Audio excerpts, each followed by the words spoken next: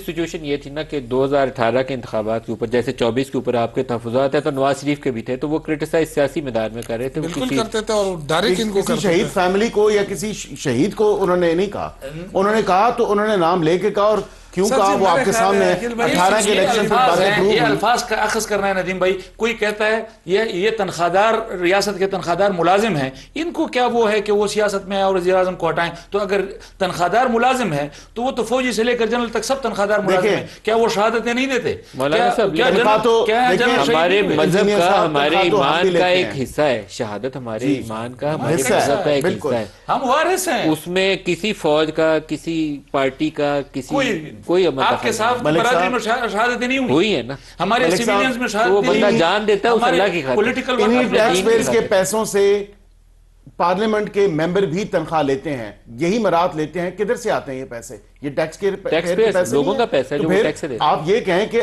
آپ اگر tax pairs کے پیسوں پہ مرات بھی لیں، آپ تنخواہیں بھی لیں، تو پھر کسی اور شہادت جو کہ ہمارے ایمان کا حصہ ہے، ایک دل کا جذبے کی بات ہے، اور اس میں آپ ایکویٹ کر دیں سیلری کا، یہ نامناسب. ہم تو تنخواہ بھی نہیں لیتے پھر بھی شہید ہوتے ہیں، قوم کے لیے شہید ہوتے ہیں. سر کدھر سے تنخواہ نہیں لیتے؟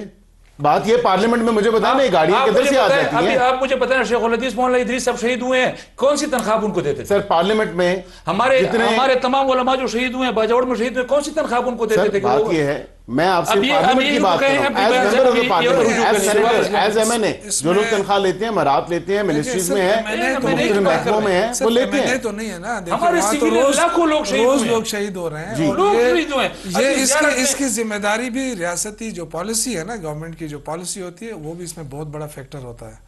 آج آپ دیکھ رہے ہیں نا کہ جو حالات بن رہے ہیں، اب ہم کہیں کہ جی صوبائی حکومت ناکام ہو گئی امن و امن، لیکن یہ نہیں دیکھ رہے ہیں کہ جو کراس بارڈر ٹیررزم ہو رہی ہے اس میں کتنی ناکامی ہو رہی ہے فیڈرل گورنمنٹ کی.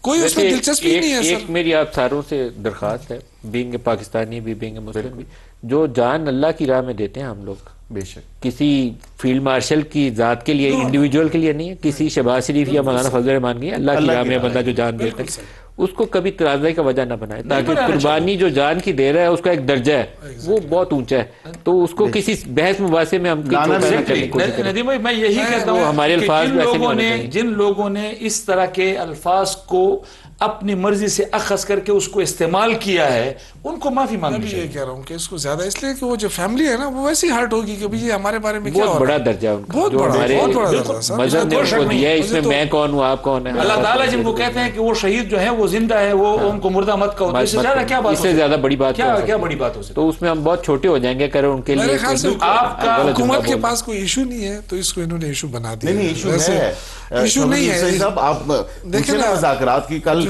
تو بڑا چیلنج دیا کہ آج بیرسٹر گوہر بھی آئیں گے، آج اچکزئی صاحب بھی آئیں گے، آج اسد کیسر صاحب بھی آئیں گے. سارا دن میں اور طارق فضل چودھری صاحب پارلیمنٹ میں تھے، کوئی ایک بندہ نہیں آیا. یہ پارلیمنٹ کے آپ نے کس کو دعوت دی تھی؟ یہ کل رات کو ایک نجی ٹی وی چینل کے پروگرام میں چینل کے بیان کے بعد کیا آپ نے بیرسٹر گوہر کو انوائٹ کیا تھا؟ مجھے نہیں کرنا تھا کیونکہ ان کی اپنی پارٹی کے ممبر جو سٹنگ ایم این اے ہیں اسپیکر چیمبر میں اگر پی ٹی آئی اور پی ایم ایل این کے مذاکرات ہوں تو اس کے لیے اسپیکر چیمبر سے کال جانی گئی تھی بیرسٹر گوہر کو، مولانا فضل الرحمان کو، محمود اچکزئی کو، کہ آؤ بھائی بات چیت کرنی ہے. میں نے اسپیکر صاحب سے بھی رابطہ کیا. میں اگلے دن انہوں نے کہا چلیں آپ پارلیمنٹ آئیں، اسپیکر کے دفتر آئیں. اسپیکر نے انوائٹ کیا انہیں؟